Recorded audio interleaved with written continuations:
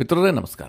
ಮಿತ್ರರೇ, ಭಾರತದ ಪ್ರಧಾನಿ Narendra Modi very good communicator. ಅವ್ರು ಏನನ್ನು ಹೇಳಬೇಕೋ ಅದನ್ನು ಬಹಳ ಯಶಸ್ವಿಯಾಗಿ ಹೇಳ್ತಾರೆ. ತನ್ನ ಹಾವಭಾವ, ತನ್ನ ನಡೆಯಿಂದಲೇ ಬಹಳ ಸೂಚ್ಯವಾಗಿ ಇಡೀ ಜಗತ್ತಿಗೆ ತಿಳಿಸಲು ಸಾಮರ್ಥ್ಯ ಇರುವಂಥ ಒಬ್ಬ ವ್ಯಕ್ತಿ. ನಾನು ಯಾಕೆ ಈ ಮಾತನ್ನು ಹೇಳ್ತಾ ಇದ್ದೀನಿ ಅಂತಂದರೆ, ಆಪರೇಷನ್ ಸಿಂಧೂರ ಆದ ಬಳಿಕ ಪಾಕಿಸ್ತಾನ ನಿರಂತರವಾಗಿ ಸುಳ್ಳು ಸುದ್ದಿಗಳ ಪ್ರವಾಹವನ್ನೇ ಹರಿಸ್ತಾ ಇದೆ. ಎಷ್ಟರ ಮಟ್ಟಿಗೆ ಅಂತಂದ್ರೆ, ಯಾವುದೇ ಲಾಜಿಕ್ ಇಲ್ಲದ, ಯಾವುದೇ ಪುರಾವೆಗಳಿಲ್ಲದ ವಿಪರೀತವಾದಂತಹ ಸುಳ್ಳು ಸುದ್ದಿಯನ್ನ ಪಾಕಿಸ್ತಾನದಲ್ಲಿ ಹಬ್ಬಿಸಲಾಗ್ತಾ ಇದೆ. ಪಾಕಿಸ್ತಾನದಲ್ಲಿರುವಂತಹ ಅನ್ಪಡ್ ಜನ ಅದನ್ನೆಲ್ಲ ನಂಬಿಕೊಂಡು ಸೋಷಿಯಲ್ ಮೀಡಿಯಾದಲ್ಲಿ ಶೇರ್ ಮೇಲೆ ಶೇರ್ ಮಾಡ್ತಾ ಇದ್ದಾರೆ. ಈ ನಡುವೆ ಮಿತ್ರರೇ, ಭಾರತ ಪಾಕಿಸ್ತಾನದ ಏರ್ ಬೇಸ್ ಗಳನ್ನೆಲ್ಲ ಧ್ವಂಸ ಮಾಡ್ತಲ್ಲ, ಆ ಸಂದರ್ಭದಲ್ಲಿ ಪಾಕಿಸ್ತಾನ ಒಂದು ಸುಳ್ಳು ಸುದ್ದಿಯನ್ನು ಹಬ್ಬಿಸಿತು. ಅದೇನು ಕೇಳಿದ್ರೆ, ಭಾರತದ ಪಂಜಾಬ್ನಲ್ಲಿರುವಂತಹ ಆದಂಪುರ ಏರ್ ಬೇಸ್ ಅನ್ನು ನಾವು ನಾಶ ಮಾಡಿದೀವಿ, ಅಲ್ಲಿದ್ದಂತಹ S-400 ಡಿಫೆನ್ಸ್ ಸಿಸ್ಟಮ್ ಅನ್ನು ಕೂಡ ನಾವು ಧ್ವಂಸ ಮಾಡಿ ಹಾಕಿದೀವಿ. ಇದು ಪಾಕಿಸ್ತಾನದ ತಾಕತ್ತು, ಪಾಕಿಸ್ತಾನದ ಶಾಹೀನ್ ಆ ಪರಿಯಾದಂತಹ ಯಶಸ್ಸನ್ನು ಗಳಿಸಿ ಬಿಟ್ಟಿದೆ. ಹೀಗೆಲ್ಲ ಪಾಕಿಸ್ತಾನದವರು ಸುಳ್ಳು ಸುಳ್ಳು ಸುದ್ದಿಯನ್ನ ಪ್ರಸಾರ ಮಾಡೋದಕ್ಕೆ ಶುರು ಮಾಡಿದ್ರು. ಮಿತ್ರರೇ, ಅವರ ಬಳಿಯಲ್ಲಿ ಯಾವುದೇ ದಾಖಲೆಗಳಿಲ್ಲ. ಪಾಕಿಸ್ತಾನದ ಈ ಸುಳ್ಳು ಪ್ರೊಪಗೆಂಡವನ್ನ ಪ್ರಧಾನಿ ನರೇಂದ್ರ ಮೋದಿ ಅವರು ತನ್ನ ಒಂದೇ ಭೇಟಿಯಲ್ಲಿ, ಜೊತೆಗೆ ಒಂದು ಫೋಟೋದಲ್ಲಿ ನೆಲದೊಳಗೆ ಹೂತು ಹಾಕಿದ್ದಾರೆ. ಇನ್ನೊಂದು ಕಡೆಯಲ್ಲಿ ಪಾಕಿಸ್ತಾನ ನಿರಂತರವಾಗಿ ಎಕ್ಸ್ಪೋಸ್ ಆಗೋದಕ್ಕೆ ಶುರುವಾಗಿದೆ. ಅವರಿಗಾದಂತಹ ಹಾನಿ, ಅವರು ಮಾಡಿಕೊಂಡಂತಹ ಎಡವಟ್ಟು, ಭಾರತ ಕೊಟ್ಟಂತಹ ಏಟು, ಇದೆಲ್ಲವೂ ಕೂಡ ಜಗತ್ತಿನ ಮುಂದೆ ಒಂದೊಂದಾಗಿ ತೆರೆದುಕೊಳ್ಳುತ್ತಾ ಇದೆ. ಪಾಕಿಸ್ತಾನದ ದಡ್ಡತನವನ್ನ ಕಂಡು ಇಡೀ ಜಗತ್ತು ನೆಗಾಡೋದಕ್ಕೆ ಶುರು ಮಾಡಿದೆ. ಅಂತಹ ಪರಿಸ್ಥಿತಿಗೆ ಪಾಕಿಸ್ತಾನ ಬಂದು ತಲುಪಿದೆ. ಇಷ್ಟೆಲ್ಲ ಆಗ್ತಾ ಇದ್ರೂ ಕೂಡ ಪಾಕಿಸ್ತಾನದಲ್ಲಿ ಸೆಲೆಬ್ರಿಟಿಗಳು ಅನಿಸಿಕೊಂಡಂತವರು ವಿಜಯ ಯಾತ್ರೆ ಮಾಡ್ತಾ ಇದ್ದಾರೆ. ಮಿತ್ರರೇ, ಈ ವಿಚಾರ ತುಂಬಾ ಇಂಟ್ರೆಸ್ಟಿಂಗ್ ಆಗಿದೆ. ನೀವೇನಾದ್ರೂ ಇತ್ತೀಚಿನ ದಿನಗಳಲ್ಲಿ ಕಾಮಿಡಿ ಫಿಲಮ್ ಅನ್ನ ನೋಡಿಲ್ಲ ಅಂತಂದ್ರೆ, ಪಾಕಿಸ್ತಾನದ ಈ ವಿಚಾರವನ್ನ ಕೇಳಿದ್ರೆ ಅದಕ್ಕಿಂತ ಜಾಸ್ತಿ ನಗು ಬರುತ್ತೆ. ಅಷ್ಟು ಮನರಂಜನೆಯನ್ನ ಭಾರತೀಯರಿಗೆ ಈ ಪಾಕಿಸ್ತಾನದ ಮಂಕ್ ದಿಣ್ಣೆಗಳು ಕೊಡ್ತಾ ಇದ್ದಾವೆ. ಈ ವಿಡಿಯೋದಲ್ಲಿ ಈ ಬಗ್ಗೆ ಸ್ವಲ್ಪ ಡೀಟೇಲ್ ಆಗಿ ನಿಮಗೆ ತಿಳಿಸ್ಕೊಡ್ತೀನಿ. ನೀವು ಈ ವಿಡಿಯೋನ ಕೊನೆವರೆಗೂ ಮಿಸ್ ಮಾಡದೆ ನೋಡಿ. ಪೆಹಲ್ಗಾಮ್ ದಾಳಿಗೆ ಪ್ರತೀಕಾರವಾಗಿ ಭಾರತ ಆಪರೇಷನ್ ಸಿಂಧೂರವನ್ನು ಕೈಗೆತ್ತಿಕೊಳ್ತು. ಅನಂತರ ಪಾಕಿಸ್ತಾನದ ಮೇಲೆ ಭಾರತ ಒಂದಾದ ಮೇಲೆ ಒಂದು ಯಾವ ರೀತಿಯಾದಂತಹ ಪ್ರಹಾರ ಮಾಡಿದೆ ಅನ್ನುವಂಥದ್ದು ನಿಮಗೆಲ್ಲ ಗೊತ್ತಿರುವಂತಹ ವಿಚಾರ. ನಾನೇನು ಅದ್ರ ಬಗ್ಗೆ ಹೆಚ್ಚಿಗೆ ಹೇಳೋದಕ್ಕೆ ಹೋಗೋದಿಲ್ಲ. ಆದ್ರೆ ಮಿತ್ರರೇ, ಇದ್ದಕ್ಕಿದ್ದಂತೆ ಭಾರತ ಮತ್ತು ಪಾಕಿಸ್ತಾನದ ನಡುವೆ ಕದನ ವಿರಾಮ ಘೋಷಣೆ ಆಗುತ್ತೆ. ಭಾರತ ಪಾಕಿಸ್ತಾನದ ಏರ್ ಬೇಸ್ ಗಳನ್ನು ಧ್ವಂಸ ಮಾಡ್ತಿದ್ದಂತೆ ಪಾಕಿಸ್ತಾನದ ಸೇನೆಗೆ ದಿಕ್ಕು ತೋಚದಂದಾಗುತ್ತೆ. ಪಾಕಿಸ್ತಾನದ DGMO ಭಾರತದ DGMOಗೆ ಕಾಲ್ ಮಾಡ್ತಾರೆ. ಒಂದು ರೀತಿಯಲ್ಲಿ ಶರಣಾಗಿ ಯುದ್ಧ ವಿರಾಮಕ್ಕೆ ಬೇಡಿಕೆಯನ್ನು ಸಲ್ಲಿಸ್ತಾರೆ. ಮಿತ್ರರೇ, ಕೆಲವರು ಕಮೆಂಟ್ ಹಾಕಿದ್ರು, ಭಾರತದ DGMOಗೆ ಯಾಕೆ ಕಾಲ್ ಮಾಡಿದ್ರು, ಭಾರತ ಸರ್ಕಾರದ ಜೊತೆಗೆ ಪಾಕಿಸ್ತಾನ ಯಾಕೆ ವ್ಯವಹಾರ ಮಾಡಲಿಲ್ಲ, ಅದಕ್ಕೇನಾದ್ರೂ ನಿಖರವಾದ ಕಾರಣ ಇದೆಯಾ ಅಂತ ಕೆಲವರು ಕಮೆಂಟ್ ಹಾಕಿ ಪ್ರಶ್ನೆ ಕೇಳಿದ್ರು. ಈ ವಿಡಿಯೋದ ಮಧ್ಯೆ ಅದನ್ನ ಚಿಕ್ಕದಾಗಿ ಹೇಳ್ಬಿಡ್ತೀನಿ.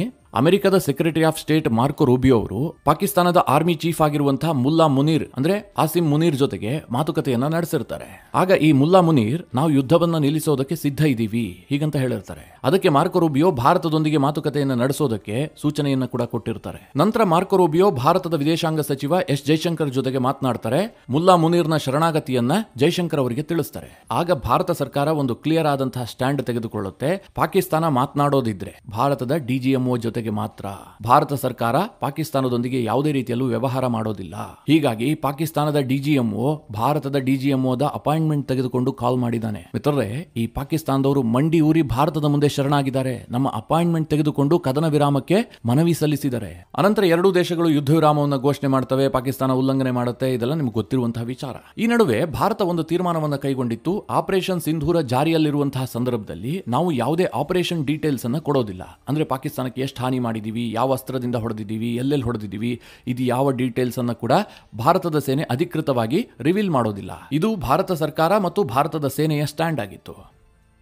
ಆದರೆ ಯಾವಾಗ ಆಪರೇಷನ್ ಸಿಂಧೂರಕ್ಕೆ ವಿರಾಮ ಬೀಳುತ್ತೆ, ತಕ್ಷಣ ಭಾರತೀಯ ಸೇನೆ ಒಂದು ಪ್ರೆಸ್ ಮೀಟ್ ಅನ್ನು ಮಾಡುತ್ತೆ. ಭಾರತದ DGMO, ನಮ್ಮ ನೌಕಾಸೇನೆಯ ವೈಸ್ ಅಡ್ಮಿರಲ್, ಹಾಗೆ ನಮ್ಮ ಏರ್ ಫೋರ್ಸ್ ನ ಏರ್ ಮಾರ್ಷಲ್ ಬಹಳ ಖಡಕ್ ಆದಂತಹ ಒಂದು ಪ್ರೆಸ್ ಮೀಟ್ ಮಾಡ್ತಾರೆ. ಭಾರತ ಮಾಡಿದಂತಹ ದಾಳಿಗೆ ಪ್ರತಿಯೊಂದಕ್ಕೂ ಕೂಡ ಸಾಕ್ಷಿಯನ್ನ ಕೊಡ್ತಾರೆ. ಪಾಕಿಸ್ತಾನದಲ್ಲಿ ಏನೇನು ಹಾನಿಯಾಗಿದೆ, ಯಾವ್ಯಾವ ಫೋಟೋ ಬೇಕು, ಸ್ಯಾಟಲೈಟ್ ಇಮೇಜ್ ಇರಬಹುದು, ಅಕ್ಯುರೇಟ್ ಆದಂತಹ ಇಮೇಜ್, ಬಿಫೋರ್ ಹೇಗಿತ್ತು, ಆಫ್ಟರ್ ಏನಾಗಿದೆ, ನಮ್ಮ ದಾಳಿ ಎಷ್ಟು ಅಕ್ಯುರೇಟ್ ಆಗಿತ್ತು, ಏನೇನು ಟಾರ್ಗೆಟ್ ಅನ್ನು ನಾವು ಇಟ್ಕೊಂಡಿದ್ವಿ, ಯಾವ ರೀತಿಯಾಗಿ ಅದರಲ್ಲಿ ಯಶಸ್ಸು ಗಳಿಸಿದ್ವಿ, ಪ್ರತಿಯೊಂದು ಮಾಹಿತಿಯನ್ನು ಕೂಡ ಭಾರತದ ಸೇನೆ ನಡೆಸಿದಂತಹ ಪ್ರೆಸ್ ಮೀಟ್ ನಲ್ಲಿ ಜಗತ್ತಿನ ಮುಂದಿಡಲಾಗುತ್ತೆ. ಈ ನಡುವೆ ಭಾರತದ ಏರ್ ಮಾರ್ಷಲ್ ಆದಂತಹ AK ಭಾರತಿ ಅವರು ಒಂದು ಮಾತು ಹೇಳ್ತಾರೆ.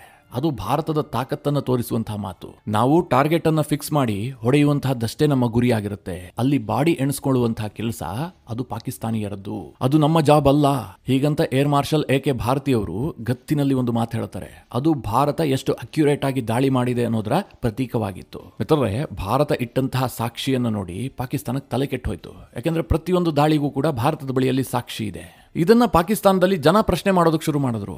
ಅಲ್ಲ ಸ್ವಾಮಿ, ನೀವು ಯುದ್ಧದಲ್ಲಿ ಭಾರತದ ದಾಳಿಯನ್ನು ತಡೆದಿದ್ದೀರಿ ಅಂತ ಹೇಳ್ತಾ ಇದ್ರಿ, ಆದ್ರೆ ಭಾರತ ನಮ್ಮ ಎಲ್ಲ ಏರ್ ಬೇಸ್ ನ ಫೋಟೋವನ್ನ ತೋರಿಸ್ತಾ ಇದೆ. ಏರ್ ಬೇಸ್ಗೆ ಇಷ್ಟು ಡ್ಯಾಮೇಜ್ ಆಗಿದೆ, ಅಷ್ಟು ಡ್ಯಾಮೇಜ್ ಆಗಿದೆ, ಪ್ರತಿಯೊಂದು ಫೋಟೋವನ್ನ ಕೂಡ ರಿಲೀಸ್ ಮಾಡ್ತಾ ಇದೆಯಲ್ಲ. ಈಗ ಪಾಕಿಸ್ತಾನ ಕೂಡ ಕ್ಲೈಮ್ ಮಾಡ್ತಾ ಇದೆಯಲ್ಲ, ಭಾರತದ ಏರ್ ಬೇಸ್ಗೆ ಡ್ಯಾಮೇಜ್ ಮಾಡಿದೀವಿ, ಭಾರತದ S-400 ಅನ್ನು ಹೊಡೆದು ಹಾಕಿದೀವಿ, ಇದೆಲ್ಲದರ ಬಗ್ಗೆ ನಮಗೆ ದಾಖಲೆಯನ್ನ ಕೊಡಿ. ಇದು ಪಾಕಿಸ್ತಾನವನ್ನ ಒತ್ತಡಕ್ಕೀಡು ಮಾಡ್ತು. ಪಾಕಿಸ್ತಾನದವರು ಹೇಳ್ತಾ ಇರೋದೇ ಸುಳ್ಳನ್ನ, ಅದಕ್ಕೆ ಸಾಕ್ಷಿ ಕೊಡಬೇಕು ಅಂತಂದ್ರೆ ಅವರೆಲ್ಲಿಂದ ಕೊಡ್ತಾರೆ ಪಾಪ. ಆಗ ಪಾಕಿಸ್ತಾನದ ಮಾಧ್ಯಮದ ಮುಂದೆ ಒಬ್ಬ ಮಹಾನ್ ಪ್ರಭೂತಿ ಪ್ರತ್ಯಕ್ಷನಾಗ್ತಾನೆ. ಆತನ ಹೆಸರು ಔರಂಗಜೇಬ ಅಂತ. ನನಗೆ ಅವ್ರ ತಂದೆ ತಾಯಿ ಬಗ್ಗೆ ಬಹಳ ಖುಷಿ ಇದೆ, ಯಾಕೆಂದ್ರೆ ಬಹಳ ಒಳ್ಳೆ ಹೆಸರನ್ನ ಚೂಸ್ ಮಾಡಿ ಆತನಿಗೆ ಇಟ್ಟಿದ್ದಾರೆ, ಬಹಳ ಸೂಕ್ತವಾದಂತಹ ಹೆಸರು. ಯಾಕೆ ಕೇಳಿದ್ರೆ ಆತನ ಪ್ರೆಸ್ ಮೀಟ್ ನ ಕೆಲವೊಂದಷ್ಟು ವಿಚಾರಗಳನ್ನು ನಿಮ್ಗೆ ಹೇಳ್ತೀನಿ, ಆಗ ನಿಮಗೆ ಗೊತ್ತಾಗ್ಬಿಡುತ್ತೆ. ಈ ಔರಂಗಜೇಬ ಮಹಾಶಯ ಪಾಕಿಸ್ತಾನದ ವಾಯುಪಡೆಯ ವಕ್ತಾರ. ಆತ ಮಾಧ್ಯಮದ ಮುಂದೆ ಬಂದು ಹೇಳ್ತಾನೆ, ನಾವು ಭಾರತದ ಆದಂಪುರ ಏರ್ ಬೇಸ್ ಅನ್ನ ಕಂಪ್ಲೀಟ್ ನಾಶ ಮಾಡಿದೀವಿ, ಅದು ಆಪರೇಷನ್ ಕಂಡೀಷನ್ ನಲ್ಲಿಲ್ಲ. ಅಷ್ಟೇ ಅಲ್ಲ, ಆದಂಪುರ ಏರ್ ಬೇಸ್ ಬಳಿಯಲ್ಲಿದ್ದಂತಹ ಭಾರತದ S-400 ಏರ್ ಡಿಫೆನ್ಸ್ ಸಿಸ್ಟಮ್ ಅನ್ನ ನಾವು ನಾಶ ಮಾಡಿಬಿಟ್ಟಿದೀವಿ. ನಮ್ಮ ಶಾಹೀನ್ ಮಿಸೈಲ್ ಹೋಗ್ಬಿಟ್ಟು ಎಲ್ಲದನ್ನ ಧ್ವಂಸ ಮಾಡಿದೆ. ಮಿತ್ರರೇ, ಇದಿಷ್ಟೇ ಹೇಳಿದ್ರೆ ಆತನಿಗೆ ಜೊತೆಗೆ ಪಾಕಿಸ್ತಾನಕ್ಕೆ ಮುಖಭಂಗ ಆಗ್ತಾ ಇರಲಿಲ್ಲ. ಅದಕ್ಕೆ ಮುಂದುವರೆದು ಆತ ಒಂದು ಮಾತು ಹೇಳ್ತಾನೆ, ನಾವು ಆದಂಪುರದಲ್ಲಿದ್ದಂತಹ S-400 ಅನ್ನ ಹೇಗೆ ನಿಖರವಾಗಿ ಕಂಡು ಹಿಡಿದ್ವಿ ಅಂತಂದ್ರೆ ಸೆಂಟರ್ ಆಫ್ ಗ್ರಾವಿಟಿ ಮೂಲಕವಾಗಿ. ಮಿತ್ರರೇ, ಈ ಮಾತನ್ನ ಕೇಳಿ ಇಡೀ ಜಗತ್ತು ತಬ್ಬಿಬ್ಬಾಗಿದೆ. ಯಾಕೆಂದ್ರೆ ಪಾಕಿಸ್ತಾನ ವಿಜ್ಞಾನದಲ್ಲಿ ಎಷ್ಟೊಂದು ಮುಂದುವರೆದಿದೆ. S-400 ಅನ್ನ ಗುರುತ್ವಾಕರ್ಷಣೆಯ ಬಲದ ಮೂಲಕವಾಗಿ ಕಂಡು ಹಿಡಿದ್ರು ಅಂತಂದ್ರೆ ಇವ್ರ ಪರಿಸ್ಥಿತಿಯನ್ನು ನೋಡಿ. ಪಾಕಿಸ್ತಾನದ ಮಂಕದಿಣ್ಣೆ ಜನರು ಆ ಪ್ರಭೂತಿ ಸೇನಾ ವಕ್ತಾರ ಕೊಟ್ಟಂತಹ ಮಾಹಿತಿಯನ್ನ ಕೇಳಿ ಖುಷಿ ಪಡ್ತಾರೆ, ಚಪ್ಪಾಳೆ ತಟ್ತಾರೆ. ಯಾಕಂದ್ರೆ ಪಾಕಿಸ್ತಾನದಲ್ಲಿ ಬೋಧಿಸುವಂತಹದ್ದು ಕೇವಲ ಜನ್ನತ್ ಮತ್ತು ಹೂರ್ಗಳ ಬಗ್ಗೆ ಮಾತ್ರ. ನೀವು ಧರ್ಮಕ್ಕಾಗಿ ಸಾಯಬೇಕು, ಸತ್ತ ನಂತರ 72 ಕನ್ಯೆಯರು ಸಿಗ್ತಾರೆ. ಇಷ್ಟು ಜ್ಞಾನ ಮಾತ್ರ ಪಾಕಿಸ್ತಾನದ ಮಂದಿಗೆ ಇದೆಯೇ ಹೊರತು ವಿಜ್ಞಾನ, ತಂತ್ರಜ್ಞಾನ ಇದು ಯಾವುದರ ಮಾಹಿತಿಯೂ ಅವರಿಗಿಲ್ಲ. ಹೀಗಾಗಿ ಪಾಕಿಸ್ತಾನದ ಔರಂಗಜೇಬ್ ಬಂದ್ಬಿಟ್ಟು ಹೇಳ್ತಾನೆ, ನಾವು ಸೆಂಟರ್ ಆಫ್ ಗ್ರಾವಿಟಿಯ ಮೂಲಕ ಭಾರತದ S-400 ಏರ್ ಡಿಫೆನ್ಸ್ ಸಿಸ್ಟಮ್ ಅನ್ನ ಕಂಡು ಹಿಡಿದ್ವಿ, ಅದನ್ನ ನಾಶ ಮಾಡಿದ್ವಿ ಅಂತ. ಅದನ್ನ ಪಾಕಿಸ್ತಾನದ ಮಂಕದಿಣ್ಣೆಗಳು ನಂಬಿಕೊಂಡು ಕೂತಿದ್ದಾವೆ. ಅದಾದ ಬಳಿಕ ಆದಂಪುರ ಏರ್ ಬೇಸ್ ನ ಒಂದು ಸ್ಯಾಟಲೈಟ್ ಇಮೇಜ್ ಅನ್ನ ಕೂಡ ಅಲ್ಲೇ ಪ್ರದರ್ಶನ ಮಾಡ್ತಾನೆ. ಅದು ಮಿತ್ರರೇ ಪಾಕಿಸ್ತಾನದ ಯಾವುದೋ ಸ್ಯಾಟಲೈಟ್ ಇಮೇಜ್ ಅಲ್ಲ, ಅಥವಾ ಯಾವುದೋ ಹೊರಗಿನ ದೇಶದಿಂದ ಪಡೆದುಕೊಂಡಂತಹ ಸ್ಯಾಟಲೈಟ್ ಇಮೇಜ್ ಕೂಡ ಅಲ್ಲ. ಗೂಗಲ್ ನಲ್ಲಿ ಡೌನ್ಲೋಡ್ ಮಾಡಿದಂತಹ ಒಂದು ಫೋಟೋ ಅಷ್ಟೇ. ಅಲ್ಲಿ ಬಿಫೋರು ಇಲ್ಲ, ಆಫ್ಟರು ಇಲ್ಲ, ದಾಳಿ ಮಾಡಿದ್ದಕ್ಕೆ ಯಾವುದೇ ಕುರುಹು ಇಲ್ಲ. ಕೇವಲ ಒಂದು ರೆಡ್ ಸರ್ಕಲ್ ಹಾಕಿ ಪಾಕಿಸ್ತಾನದ ಮೂರ್ಖ ಜನರನ್ನ ಇನ್ನಷ್ಟು ಮೂರ್ಖರನ್ನಾಗಿಸುವ ಒಂದು ಫೋಟೋ ಅಷ್ಟೇ. ಆದ್ರೆ ಈ ವೆಸ್ಟರ್ನ್ ಮೀಡಿಯಾಗಳು ಪಾಕಿಸ್ತಾನದ ವಿಚಾರ ಬಂದಂತಹ ಸಂದರ್ಭದಲ್ಲಿ ಅವರು ಕಣ್ಣಿಗೆ ಬಟ್ಟೆ ಕಟ್ಕೊಂಡಿರ್ತಾರೆ. ಅವ್ರೇನೇ ಸಾಕ್ಷಿ ಕೊಟ್ಟರು ಕೂಡ ಅದನ್ನ ಪಬ್ಲಿಷ್ ಮಾಡ್ತಾರೆ, ಅದನ್ನ ಸತ್ಯ ಅಂತ ಹೇಳಿ ಜನರಿಗೆ ತಲುಪಿಸುವಂತಹ ಕೆಲಸವನ್ನ ಮಾಡ್ತಾರೆ. ಯಾವಾಗ ಈ ವಿಚಾರ ಹೆಚ್ಚು ಪ್ರಚಾರವನ್ನ ಗಿಟ್ಟಿಸ್ತು, ಭಾರತದ ಆದಂಪುರ ಏರ್ ಬೇಸ್ ಮೇಲೆ ಪಾಕಿಸ್ತಾನ ದಾಳಿ ಮಾಡಿದೆ, ಅದು ಆಪರೇಷನ್ ಕಂಡೀಷನ್ ನಲ್ಲಿಲ್ಲ, ಭಾರತದ S-400 ಅನ್ನ ಪಾಕಿಸ್ತಾನ ಡೆಸ್ಟ್ರಾಯ್ ಮಾಡಿದೆ. ಈ ಸುದ್ದಿ ಬಿರುಗಾಳಿಯಂತೆ ಎಲ್ಲ ಕಡೆಯಲ್ಲಿ ಹಬ್ಬೋದಕ್ಕೆ ಶುರುವಾಯಿತು. ಪ್ರಧಾನಿ ನರೇಂದ್ರ ಮೋದಿ ಅವರು ಫೀಲ್ಡ್ಗೆ ಇಳಿದ್ರು. ಅವ್ರೇನ್ ಮಾಡಿದ್ರು ಕೇಳಿದ್ರೆ ನೇರವಾಗಿ ಫ್ಲೈಟ್ ಹತ್ಕೊಂಡು ಆದಂಪುರ ಏರ್ ಬೇಸ್ಗೆ ಹೋಗಿ ಇಳಿದ್ರು.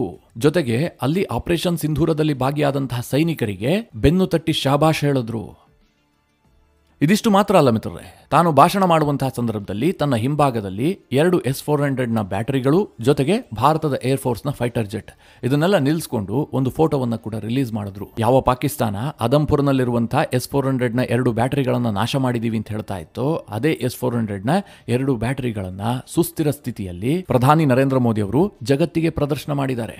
ನಿಮ್ಮ ಸುಳ್ಳು ಪ್ರೊಪಗ್ಯಾಂಡಾ ನಮ್ಮ ಮುಂದೆ ನಡೆಯೋದಿಲ್ಲ ಅನ್ನುವಂತ ಸಂದೇಶವನ್ನ ನರೇಂದ್ರ ಮೋದಿ ಅವರು ಕೊಟ್ಟಿದ್ದಾರೆ. ಇನ್ನು ಪಾಕಿಸ್ತಾನದಲ್ಲಿ ದೊಡ್ಡ ಚರ್ಚೆಯಲ್ಲಿರುವ ವಿಚಾರ ಏನು ಕೇಳಿದ್ರೆ, ಫ್ರಾನ್ಸ್ನ ಡೆಸಾಲ್ಟ್ ಏವಿಯೇಷನ್ ನ ಷೇರು ಮೌಲ್ಯ ಕುಸಿದಿದೆ.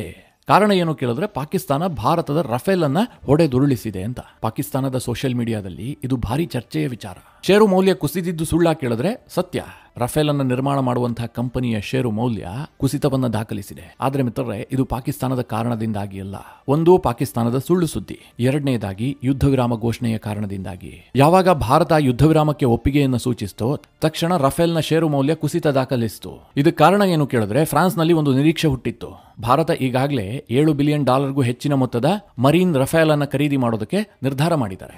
ಒಂದು ವೇಳೆ ಭಾರತ ಮತ್ತು ಪಾಕಿಸ್ತಾನದ ನಡುವೆ ಯುದ್ಧ ಮುಂದುವರೆದಿದ್ದೆ ಆದ್ರೆ ಭಾರತ ಇನ್ನಷ್ಟು ರಫೇಲ್ ಅನ್ನ ಖರೀದಿ ಮಾಡೋದಕ್ಕೆ ಮುಂದಾಗಬಹುದು. ಈ ಒಂದು ನಿರೀಕ್ಷೆ ಫ್ರಾನ್ಸ್ನಾದ್ಯಂತ ನಿರ್ಮಾಣವಾಗಿತ್ತು. ಈಗ ಭಾರತ ಯುದ್ಧ ವಿರಾಮಕ್ಕೆ ಒಪ್ಪಿಗೆಯನ್ನು ಸೂಚಿಸುತ್ತಿದ್ದಂತೆ ಭಾರತ ಹೆಚ್ಚುವರಿ ರಫೇಲ್ ಅನ್ನು ಖರೀದಿ ಮಾಡುವಂತಹ ಸಾಧ್ಯತೆ ಕಡಿಮೆ ಇದೆ. ಹೀಗಾಗಿ ಜನ ಷೇರು ಮೌಲ್ಯ ಏರಿತ್ತಲ್ಲ, ಆ ಸಂದರ್ಭದಲ್ಲಿ ದೊಡ್ಡ ಪ್ರಮಾಣದಲ್ಲಿ ಶೇರ್ ಅನ್ನ ಮಾರಾಟ ಮಾಡೋದಕ್ಕೆ ನಿಂತ್ಕೊಂಡ್ಬಿಟ್ರು. ಹೀಗಾಗಿ ಡೆಸಾಲ್ಟ್ ಏವಿಯೇಷನ್ ನ ಷೇರು ಮೌಲ್ಯ ಕುಸಿತವನ್ನ ದಾಖಲಿಸಿತು. ಆದರೆ ಪಾಕಿಸ್ತಾನದವರು ಯಾವ ರೀತಿಯಾಗಿ ಬಿಂಬಿಸ್ತಾ ಇದ್ದಾರೆ ಅಂತಂದ್ರೆ, ನಾವು ರಫೇಲ್ ಅನ್ನು ಹೊಡೆದು ಉಳಿಸ್ಬಿಟ್ಟಿದೀವಿ, ಈ ಕಾರಣದಿಂದಾಗಿ ಷೇರು ಮೌಲ್ಯ ಕುಸಿತಾ ಇದೆ, ಭಾರಿ ಹಿನ್ನಡೆ ಆಗಿದೆ ಅಂತ. ಇದನ್ನೇ ಸಾಕ್ಷಿ ಅಂತ ಅವರು ಕೊಡ್ತಾ ಇದ್ದಾರೆ. ಮಿತ್ರರೇ, ರಫೇಲ್ನ ಒಂದೇ ಒಂದು ಚಿತ್ರವನ್ನ ಕೂಡ ಪಾಕಿಸ್ತಾನದವರು ಇದುವರೆಗೆ ಬಿಡುಗಡೆ ಮಾಡಿಲ್ಲ. ಭಾರತಕ್ಕೆ ರಫೇಲ್ ಲಾಸ್ ಆದ ಬಗ್ಗೆ ಯಾವುದೇ ಸಾಕ್ಷಿಯೂ ಕೂಡ ಇಲ್ಲ. ಭಾರತ ಸೇನೆ ಕೂಡ ಆ ಬಗ್ಗೆ ಇದುವರೆಗೆ ಯಾವುದೇ ಸ್ಪಷ್ಟನೆಯನ್ನ ಕೊಟ್ಟಿಲ್ಲ. ಆದರೆ ಪಾಕಿಸ್ತಾನ ಮಾತ್ರ ಸುಳ್ಳು ಸುದ್ದಿಯನ್ನು ನಿರಂತರವಾಗಿ ಪ್ರಚಾರ ಮಾಡ್ತಾ ಇದೆ. ಅದೇ ಮಿತ್ರರೇ, ಚೈನಾದ ಸ್ಥಿತಿಯನ್ನು ನೋಡಿ. ಯಾವಾಗ ಪಾಕಿಸ್ತಾನ ಚೈನಾದ ಎಲ್ಲ ಅಸ್ತ್ರಗಳನ್ನು ಬಳಸಿ ವಿಫಲವಾಯಿತೋ, ಚೈನಾದ ಡಿಫೆನ್ಸ್ ಕಂಪನಿಗಳ ಷೇರು ಮೌಲ್ಯ ಭಾರಿ ಕುಸಿತವನ್ನು ದಾಖಲಿಸಿದೆ. J-10, JF-17, J-20 ಈ ಎಲ್ಲ ಯುದ್ಧ ವಿಮಾನಗಳನ್ನು ರೆಡಿ ಮಾಡುವಂತಹ ಚೈನಾದ ಚೆಂಗ್ಡು ಕಂಪನಿಯ ಷೇರು ಮೌಲ್ಯ ಬರೋಬ್ಬರಿ 9% ಕುಸಿತವನ್ನು ದಾಖಲಿಸಿದೆ. ಯಾಕೆಂದ್ರೆ ಭಾರತ J-10 ಇರಬಹುದು, JF-17 ಇರಬಹುದು, ಎಲ್ಲ ವಿಮಾನಗಳನ್ನು ಹೊಡೆದಾಕ್ಬಿಟ್ಟಿದೆ. ಇದಕ್ಕೆ ಭಾರತ ಸಾಕ್ಷಿ ಕೊಡಬೇಕಾಗಿಲ್ಲ. ಪಾಕಿಸ್ತಾನದ ಸೇನಾ ವಕ್ತಾರ ಖುದ್ದು ಒಪ್ಕೊಂಡಿದ್ದಾನೆ, ನಮ್ಮ JF-17 ಯುದ್ಧ ವಿಮಾನಗಳನ್ನು ನಾವು ಕಳೆದುಕೊಂಡಿದ್ದೀವಿ ಅಂತ. ಇದರ ಜೊತೆಗೆ ಮಿತ್ರರೇ, ಪಾಕಿಸ್ತಾನದ ಮೂರ್ಖತನವೂ ಕೂಡ ಇದರಿಂದ ಅನಾವರಣಗೊಂಡಿದೆ. ನೀವು ಯೋಚನೆ ಮಾಡಿ, ಪಾಕಿಸ್ತಾನ ಎಷ್ಟು ಮೂರ್ಖ ದೇಶ, ಅವರು ಎಷ್ಟು ಡಿಫೆನ್ಸ್ ಬಗ್ಗೆ ಸೀರಿಯಸ್ ಆಗಿದ್ದಾರೆ ಅನ್ನೋದು ಇದೊಂದು ವಿಚಾರದಲ್ಲೇ ಗೊತ್ತಾಗುತ್ತೆ. ಚೈನಾ HQ-9, HQ-16 ಈ ಎಲ್ಲಾ ಏರ್ ಡಿಫೆನ್ಸ್ ಸಿಸ್ಟಮ್ಗಳನ್ನು ನಿರ್ಮಾಣ ಮಾಡಿ ಪಾಕಿಸ್ತಾನಕ್ಕೆ ಮಾರಾಟ ಮಾಡಿದೆ. ಆದ್ರೆ ಅದೇ ಚೈನಾ ಮಾತ್ರ ರಷ್ಯಾದಿಂದ S-400 ಏರ್ ಡಿಫೆನ್ಸ್ ಸಿಸ್ಟಮ್ ಅನ್ನ ಖರೀದಿ ಮಾಡಿ ಇಟ್ಕೊಂಡಿದೆ. ಯಾಕಂದ್ರೆ ಚೈನಾದವರಿಗೆ ತುಂಬಾ ಚೆನ್ನಾಗಿ ಗೊತ್ತು, ನಾವು ರೆಡಿ ಮಾಡಿದಂತಹ ಈ ಏರ್ ಡಿಫೆನ್ಸ್ ಸಿಸ್ಟಮ್ಗಳು ಕೇವಲ ಒಂದು ಶೋ ಪೀಸ್ ಅಷ್ಟೇ, ಅದೇನು ವರ್ಕ್ ಆಗೋದಿಲ್ಲ ಅನ್ನುವಂಥದ್ದು ಚೈನಾಗೆ ತುಂಬಾ ಚೆನ್ನಾಗಿ ಗೊತ್ತು. ಹೀಗಾಗಿ ಅವರು ರಷ್ಯಾದಿಂದ S-400 ಏರ್ ಡಿಫೆನ್ಸ್ ಸಿಸ್ಟಮ್ ಅನ್ನ ಖರೀದಿ ಮಾಡಿ ಇಟ್ಕೊಂಡಿದ್ದಾರೆ. ಆದ್ರೆ ಪಾಕಿಸ್ತಾನದವರಿಗೆ ಇದೆಲ್ಲ ಎಲ್ಲ ಅರ್ಥ ಆಗ್ಬೇಕು ಹೇಳಿ. ಪಾಕಿಸ್ತಾನದವರು ಎಂತೆಂಥ ಸಾಕ್ಷಿಯನ್ನ ಕೊಡ್ತಾ ಇದ್ದಾರೆ ಅಂತಂದ್ರೆ, ಅಲ್ಲಿನ ರಕ್ಷಣಾ ಸಚಿವ ವಿದೇಶಿ ಸುದ್ದಿ ಸಂಸ್ಥೆಗೆ ಒಂದು ಇಂಟರ್ವ್ಯೂ ಅನ್ನ ಕೊಟ್ಟ, ಖ್ವಾಜಾ ಆಸಿಫ್. ಅದರಲ್ಲಿ ಆಂಕರ್ ಒಂದು ಪ್ರಶ್ನೆ ಕೇಳ್ತಾರೆ, ನೀವು ರಫೇಲ್ ಅನ್ನ ಹೊಡೆದಾಕಿದೀವಿ ಅಂತ ಹೇಳ್ತಾ ಇದ್ರಲ್ಲ, ಸಾಕ್ಷಿ ಎಲ್ಲಿದೆ ಅಂತ. ಅದಕ್ಕೆ ಖ್ವಾಜಾ ಆಸಿಫ್ ಒಂದೇ ಮಾತಲ್ಲಿ ಹೇಳ್ತಾನೆ, ಇದೆಲ್ಲವೂ ಕೂಡ ಸೋಷಿಯಲ್ ಮೀಡಿಯಾದಲ್ಲೇ ಇದೆ. ಪಾಕಿಸ್ತಾನದ ಸರ್ಕಾರದ ದಯನೀಯ ಪರಿಸ್ಥಿತಿಯನ್ನು ನೋಡಿ. ಸೋಷಿಯಲ್ ಮೀಡಿಯಾದಲ್ಲಿ ಬಂದಂತಹ ಸುದ್ದಿಗಳನ್ನ ಸಾಕ್ಷಿ ಎಂದು ಅಂತಾರಾಷ್ಟ್ರೀಯ ಮಾಧ್ಯಮದ ಮುಂದೆ ಹೇಳ್ತಾರೆ. ಅವ್ರು ಇದೇ ರೀತಿ ಆದ್ರೆ ತಮ್ಮ ಫ್ಯಾಮಿಲಿ ವಾಟ್ಸ್ಆಪ್ ಗ್ರೂಪ್ನಲ್ಲಿ ಬಂದಂತಹ ಫೋಟೋಗಳನ್ನು ಕೂಡ ಸಾಕ್ಷಿ ಅಂತ ಇಡೀ ಜಗತ್ತಿಗೆ ಹೇಳಿದ್ರು ಏನು ಆಶ್ಚರ್ಯ ಇಲ್ಲ. ಅಷ್ಟರ ಮಟ್ಟಿಗೆ ಪಾಕಿಸ್ತಾನ ಕುಸಿದು ಹೋಗಿದೆ. ಇನ್ನೊಂದು ವಿಚಾರವನ್ನು ಕೂಡ ಇದೇ ಸಂದರ್ಭದಲ್ಲಿ ಹೇಳ್ಬಿಡ್ತೀನಿ. ಪಾಕಿಸ್ತಾನದ ಕರಾಚಿಯಲ್ಲಿ ಶಾಹಿದ್ ಅಫ್ರಿದಿ ಒಂದು ವಿಜಯೋತ್ಸವ ರ್ಯಾಲಿಯನ್ನ ಮಾಡಿದ್ದಾನೆ. ಈ ಶಾಹಿದ್ ಅಫ್ರಿದಿ ಯಾರು ಅಂತ ನಿಮ್ಗೆಲ್ಲ ಗೊತ್ತು. ಈತನನ್ನ ಪಾಕಿಸ್ತಾನದಲ್ಲಿ ಕ್ರಿಕೆಟರ್ ಅಂತ ಕರೀತಾರೆ. ಆದ್ರೆ ಈತ ಕ್ರಿಕೆಟ್ ಫೀಲ್ಡ್ ನಲ್ಲಿ ಸದ್ದು ಮಾಡಿರುವಂತಹದ್ದು ಬಹಳ ಕಡಿಮೆ. ಈತ ಹೆಣ್ಮಕ್ಳ ವಿಚಾರದಲ್ಲಿ ಸುದ್ದಿಯಾಗಿದ್ದೇ ಜಾಸ್ತಿ. ಅಂತಹ ಮಹಾನುಭಾವ ಈ ಶಾಹಿದ್ ಅಫ್ರಿದಿ ಕರಾಚಿಯಲ್ಲಿ ವಿಜಯೋತ್ಸವ ರ್ಯಾಲಿ ಮಾಡ್ತಾನೆ. ಆ ರ್ಯಾಲಿಯಲ್ಲಿ ಎಷ್ಟು ಜನ ಭಾಗಿಯಾಗಿದ್ರು ಅಂತೆಲ್ಲ ಕೇಳ್ಬೇಡಿ, ಯಾಕೆಂದ್ರೆ ಕೆಲವೊಂದಷ್ಟು ಮಂದಿ ಮಾತ್ರ ಆತನ ಹಿಂದೆ ಫಾಲೋ ಮಾಡ್ತಾ ಇದ್ರು. ಒಬ್ಬ ಫೇಮಸ್ ಕ್ರಿಕೆಟಿಗ ರೋಡ್ ನಲ್ಲಿ ರ್ಯಾಲಿ ಮಾಡ್ತಾನೆ ಅಂತಂದ್ರೆ ಭಾರತದಲ್ಲಿ ಎಷ್ಟು ಜನ ಸೇರಬಹುದು ಅಂತ ಅಂದಾಜು ಮಾಡಿ. ಉದಾಹರಣೆಗೆ ನಮ್ಮ ಸಚಿನ್ ತೆಂಡೂಲ್ಕರ್, MS ಧೋನಿನೋ, ಸೌರವ್ ಗಂಗೂಲಿನೋ, ವಿರಾಟ್ ಕೊಹ್ಲಿನೋ, ಇವ್ರು ಯಾರು ನಮ್ಮ ರಸ್ತೆಯಲ್ಲಿ ಓಡಾಡ್ತಾರೆ ಅಂತಂದ್ರೆ ಕಿಕ್ಕಿರಿದು ಜನ ಸೇರಿರ್ತಾರೆ. ಆದ್ರೆ ಶಾಹಿದ್ ಅಫ್ರಿದಿ ರಸ್ತೆಯಲ್ಲಿ ವಿಜಯೋತ್ಸವ ರ್ಯಾಲಿಯನ್ನ ಮಾಡ್ತಾ ಇದ್ರು ಕೂಡ ಅಷ್ಟೇನು ಜನ ಸೇರಿರಲಿಲ್ಲ. ಯಾಕಂದ್ರೆ ವಿಜಯೋತ್ಸವ ರ್ಯಾಲಿ ಮಾಡೋದೇ ಅರ್ಥ ಇಲ್ಲ ಅಂತ ಪಾಕ್ ಜನರಿಗೆ ಅನಿಸಿರ್ಬೇಕು. ನಾವು ಸೋತು ಶರಣಾದಂತಹ ಸಂದರ್ಭದಲ್ಲಿ ವಿಜಯೋತ್ಸವ ಆಚರಿಸಿದ್ರೆ ಎಂತ ಅವಮಾನ ಆಗಬೇಕು ಅಂತ. ಆದ್ರೆ ಈ ಅಫ್ರಿದಿಗೆ ಮಾತ್ರ ಹಾಗನ್ಸಿಲ್ಲ. ನಾವು ಗೆದ್ದಿದ್ದೀವಿ, ಅಲ್ಲಾನ ಕೃಪೆಯಿಂದ ಪಾಕಿಸ್ತಾನದ ಸೇನೆ ವಿಜಯವನ್ನ ದಾಖಲಿಸಿದೆ ಅಂತ ಆತ ಘೋಷಣೆಯನ್ನ ಕೂಡ ಮಾಡಿದ್ದಾನೆ. ಸದ್ಯ ಪರಿಸ್ಥಿತಿ ಹೇಗೆ ನಿರ್ಮಾಣ ಆಗಿದೆ ಅಂತಂದ್ರೆ, ಭಾರತ ಯುದ್ಧವನ್ನ ಗೆದ್ದಿದೆ, ಆದ್ರೆ ಭಾರತದಲ್ಲಿ ಹೆಚ್ಚು ಸಂಭ್ರಮ ಕಾಣ್ತಾ ಇಲ್ಲ.